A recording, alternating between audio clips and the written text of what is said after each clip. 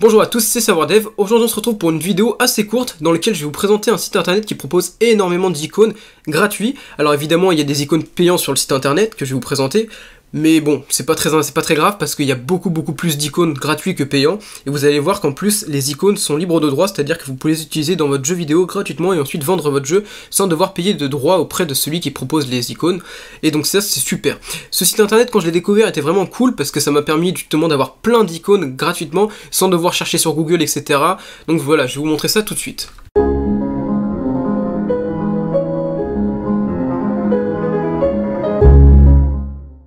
Alors le site que je vous présente s'appelle Flaticon tout simplement, et dessus vous allez avoir tous les icônes que vous voulez. C'est-à-dire par exemple si jamais je veux des photos de pig, alors le site est en anglais donc je vous conseille vraiment de marquer les icônes en anglais. Bon, c'est pas très compliqué à comprendre, au pire si vous êtes nul en anglais vous utilisez Reverso ou Google Traduction. Mais voilà, le fait est que si je marque pig par exemple, j'ai trouvé plein d'icônes de pig. Alors les payants c'est ceux avec une petite couronne en dessous, voilà. Donc il faut, bon, vous pouvez vous créer un compte, c'est mieux d'ailleurs. Et ensuite, vous pouvez télécharger n'importe quelle icône, c'est-à-dire qu'en plus, si jamais je veux... Bon, là, ce sont pas très intéressants, je vais prendre, je sais, une icône de H, par exemple, moi j'en cherchais justement pour le jeu vidéo que je suis en train de créer, Skyland, donc je vous invite à aller regarder cette série d'ailleurs.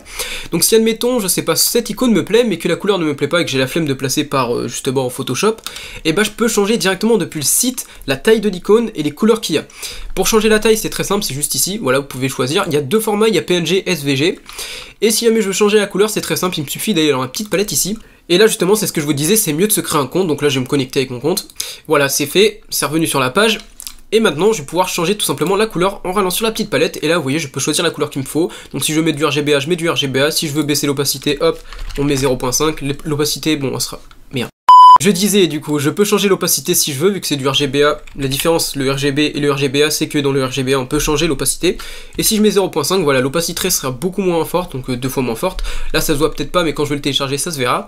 Je peux changer la couleur de l'icône, donc je vais peut-être remettre juste une opacité normale.